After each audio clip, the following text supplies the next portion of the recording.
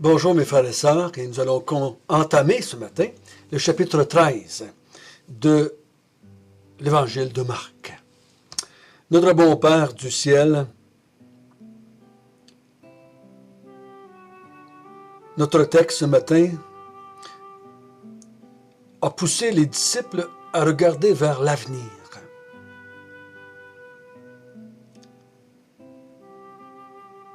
Et il va nous encourager à nous aussi à regarder vers l'avenir. C'est l'avenir qui va nous aider à accepter le présent. Aide-nous à comprendre l'enseignement du Seigneur Jésus à ses disciples. Car c'est pour eux et c'est pour nous, je crois, qu'il a enseigné ces vérités du chapitre 13. Ils sont importants, ils sont cruciales, ils sont fondamentales. Et à cause que plusieurs ont rejeté cet enseignement, ils n'ont jamais accepté le royaume de Dieu non plus. Donc conduis-nous ce matin et que ton esprit nous fortifie, nous encourage, nous stimule à la persévérance jusqu'à la fin. Au nom de Jésus. Amen. Chapitre 13. Chapitre apocalyptique, si je peux dire ça comme cela. Chapitre qui a fait couler beaucoup d'encre, comme les mêmes chapitres dans les autres évangiles, comme l'Apocalypse. Beaucoup d'interprétations différentes. Nous allons prendre notre temps. Je ne sais pas combien de temps, on va avoir probablement plus que la semaine. Peut-être on va prendre 2 semaines pour traverser le chapitre 13 et de comprendre qu'est-ce que le Seigneur Jésus voulait dire à ses disciples et qu'est-ce qu'il veut nous dire à nous aussi en même temps. Parce que le royaume de Dieu est proche. Ça fait 3 ans que Jésus dit cela. Ça fait 3 ans qu'il prêche là. Ça faisait 1 an au début que Jean-Baptiste prêchait. Le royaume de Dieu est proche. Il arrive. Le roi est arrivé.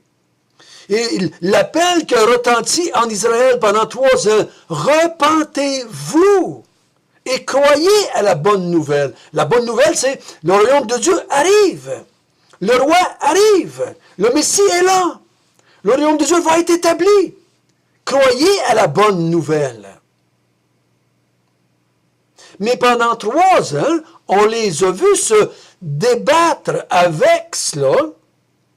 Une grande majorité du peuple ne va jamais se repentir, ne vont jamais croire à la bonne nouvelle. Pourquoi? Parce que le royaume de Dieu, de la façon que Jésus le présente, de la façon que Jésus l'a annoncé, ça ne comblait pas les attentes des Juifs, du peuple d'Israël, et même des disciples. Les disciples avaient bien de la misère. On l'a vu à plusieurs reprises que Jésus les réprimande. Ne comprenez-vous pas encore? N'avez-vous pas encore de foi? Parce qu'ils ne comprennent pas le genre de royaume que Jésus veut établir ou va établir. Et ce qui va susciter ici l'enseignement de Jésus dans le chapitre 13, c'est pour, encore une fois, planter le clou un peu plus profond auprès de ses disciples. C'est pas ça qui est important. C'est pas ça que je veux faire. C'est pas ça que je veux m'adresser. C'est pas ça que je veux apporter dans le royaume que je vais établir. Vous devez accepter ce qui s'en vient. Et même, il va, pendant tout le chapitre 13, en grande partie, il va leur présenter le royaume, ce qui va leur arriver à eux. Et c'est très sombre. Haine, mort, martyr, prison, rejet. Ce qui s'en vient, ce n'est pas la terre promise. Mais je vais vous donner des vérités qui vont vous permettre de persévérer jusqu'à la fin, qui vont vous permettre, comme on va voir à quelques reprises, de ne pas vous laisser séduire. Beaucoup vont être séduits. Mais il dit, je veux que vous puissiez rester attachés à moi, à mon enseignement, au royaume que je vous ai présenté, au royaume que je vais établir. J'aimerais que vous restiez attachés à cela. Donc, il va les avertir de ce qui s'en vient, même si ça va être sombre pour eux. Puis il va leur annoncer aussi la fin délivrante et magnifique et splendide du royaume à venir. Dans les nouveaux cieux, nouvelles terres, dans la présence de Christ et dans la présence de Dieu, pour les aimer, les adorer et les servir. Voyez-vous? Donc, on va voir ça en s'en allant, et ce matin, on va commencer par voir ce qui a stimulé Jésus à enseigner sur ce sujet-là. Lisons ensemble à partir du chapitre 13, verset 1 jusqu'au verset 4. Lorsque Jésus sortit du temple, un de ses disciples lui dit, « Maître, regarde quelle pierre et quelle construction. » Jésus lui répondit, « Vois-tu ces grandes constructions? Il ne restera pas pierre sur pierre qui ne soit renversée. » Il s'assit sur la montagne des Oliviers en face du temple. Et Pierre, Jacques, Jean et André lui firent en particulier cette question. « Dis-nous quand cela arrivera-t-il, et à quel signe connaîtra-t-on que toutes ces choses vont s'accomplir? »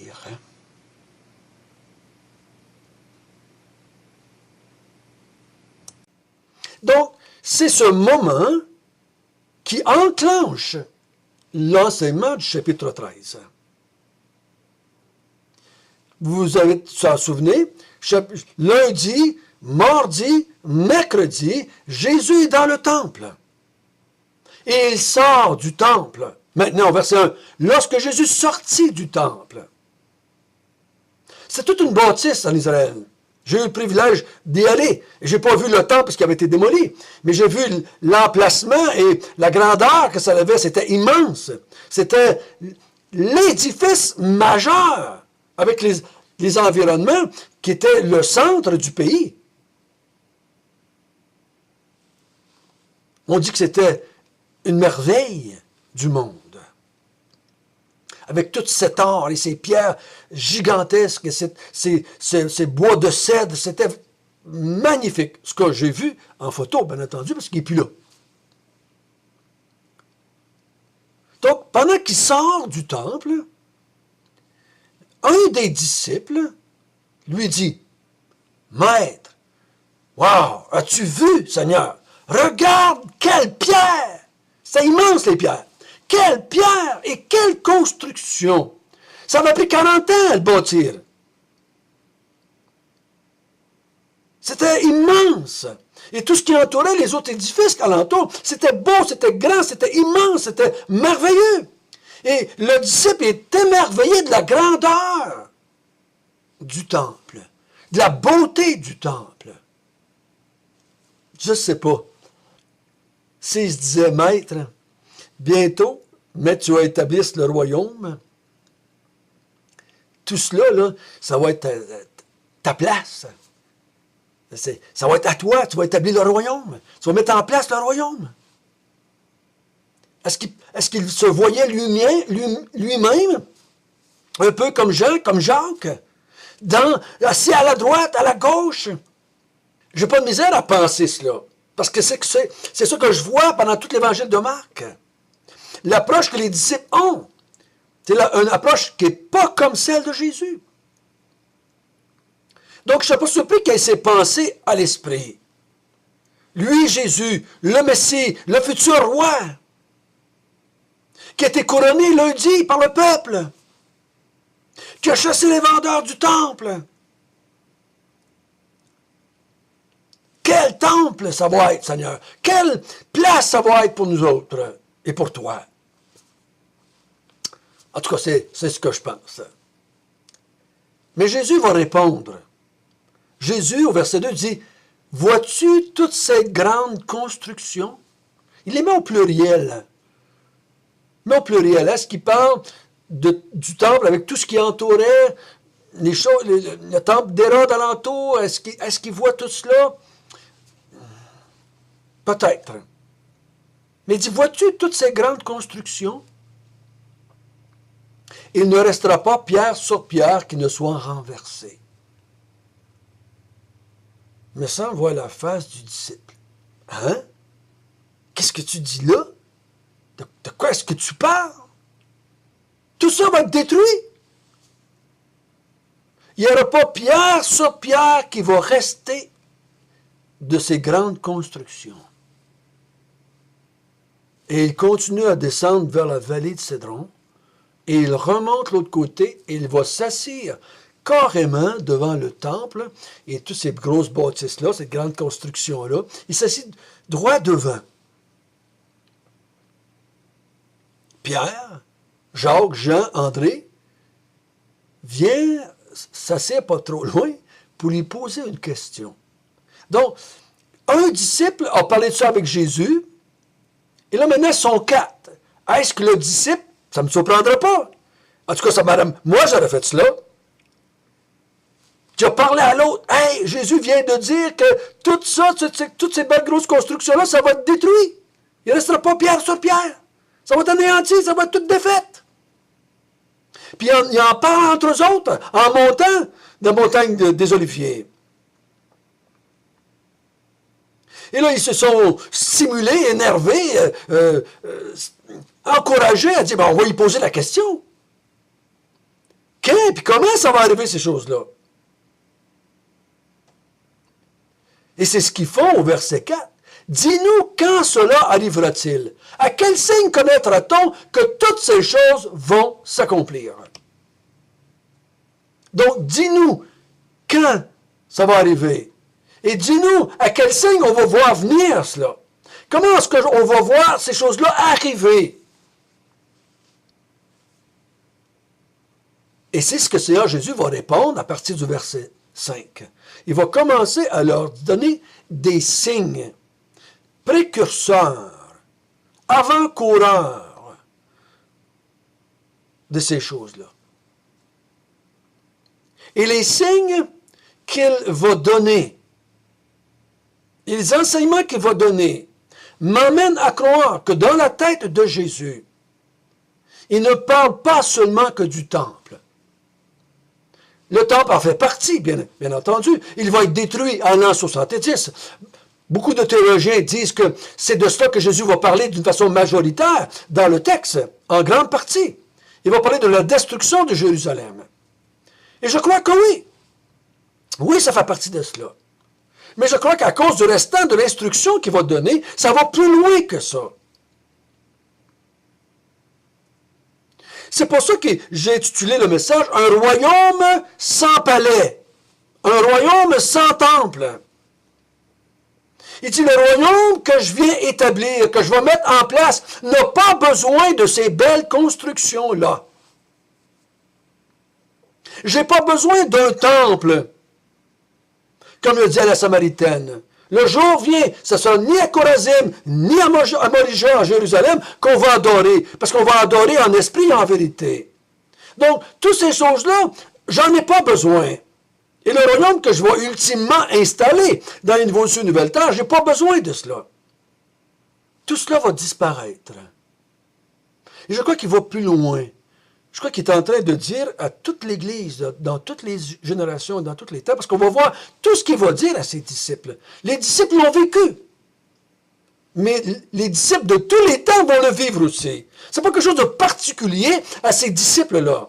Je suis obligé de voir que ça s'étire jusqu'à la fin des temps. C'est ce qu'il va dire un peu plus bas dans le texte. Après ces jours, vous allez voir le Fils de l'homme venir sur un nuée. Donc, il va jusqu'à la fin des temps dans son instruction. Donc, je crois qu'ici, il dit, vous voyez, tout cela va disparaître. Je crois qu'on est obligé de dire, moi, je pense, que tout ce que nous voyons aujourd'hui autour de nous va disparaître. Tout ce qui est là va disparaître. Ne, ne mettrez pas trop d'attention sur toutes ces choses. On prend soin de nos maisons, on prend soin de nos autos, de notre corps, mais il faut faire attention. Tout cela, c'est correct, mais ça va tout disparaître. Ne rêvez pas de cela. N'investissez pas votre vie et votre éternité là-dessus. Je ne suis pas venu pour cela, ça va tout disparaître. Je ne suis pas venu pour vous amener une postérité comme au temps de Salomon. Tout ça est appelé à disparaître. Moi, je suis venu pour amener un autre genre de royaume. Un royaume spirituel. Un royaume dans le cœur. Et c'est pour ça qu'il va dire, vous êtes le temple de Dieu. Vous êtes le temple du Saint-Esprit. Dieu habite en vous. Jésus-Christ habite en vous. Toutes ces choses vont disparaître. Vont s'en aller. Ils ne seront plus là. Et quand je vais faire les nouveaux cieux, nouvelles terres, on va voir un autre monde bien différent de cela. Mais ça, il faut aller dans l'Apocalypse pour le voir. Mais le but ici, ce n'est pas de décrire les nouveaux cieux, nouvelles terres. Mais le but de cet enseignement-là, il va le dire un peu plus bas. Celui qui va persévérer jusqu'à la fin sera sauvé. Puis il va terminer son enseignement. Veillez, veillez, veillez, veillez. Il va le dire à plusieurs reprises. Veillez! Afin que quand je vais venir, vous ne soyez pas endormis. Veillez. Donc, le but de l'enseignement ici à ses disciples, parce que lui, il sait qu'est-ce qui s'en vient. Lui, il sait que la mort l'attend vendredi. Lui, il sait toute la persécution que les disciples vont vivre, toute la haine qu'ils vont recevoir, tout le rejet qu'ils vont vivre. Il sait tout ça, ce qui s'en vient pour les prochains millénaires. Il sait. Et il veut les préparer à vivre leur foi dans un monde bien différent de ce qu'ils pensent que ça va être. Bien différent. Donc, les questions, c'est quand? Quand? Ils vont finir par dire un peu plus bas, on va le voir. Personne ne sait ni le jour ni l'heure. Donc, je ne peux pas vous dire quel jour, quelle heure. Personne ne sait. Mais je vais vous donner des signes, parce que la question, c'est à quel signe? Ils vont en donner plusieurs signes, mais on pourrait le rassembler dans un ensemble, mais on va les voir un par un. Je vais vous donner des signes avant-coureurs. Qu'est-ce qui va se passer avant que ces choses-là arrivent? Donc, ceux qui s'adressent qui disent que Jésus parle ici de l'an 70, où est-ce que la ville de Jérusalem va être détruite par Titus, l'armée romaine, ben, ça va se passer. Et tout ce que Jésus va dire, ça va se passer là, dans les 40 ans qui vont suivre. Parce qu'on est à l'an 30, c'est à l'an 70 que Titus va tout détruire. Donc 40 ans, tout ce que Jésus va dire, là, ils vont le voir s'accomplir. Mais je crois que c'est télescopique, ça va se répercuter, ça va se reproduire jusqu'à la fin des temps. Tout ce que Jésus va produire à ses disciples. Et quand on lit l'histoire de l'Église, on le voit que chaque génération de chrétiens a vécu ça aussi dans le monde. Donc nous allons voir dans les jours qui s'en viennent des signes avant-coureurs pour qu'on comprenne quel genre de royaume Jésus va instaurer. Et qu'est-ce qui va arriver avant qu'il instaure ultimement le royaume de Dieu dans les nouveaux cieux et dans la nouvelle terre. Notre bon Père du ciel, tout ce que nous voyons autour de nous, dans nos maisons, dans nos miroirs, va être détruit, va disparaître.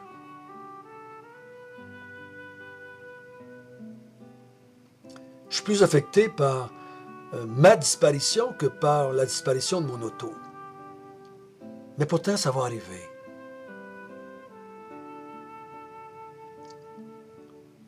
Tout ce que je vois ici, dans ce monde, est appelé à disparaître.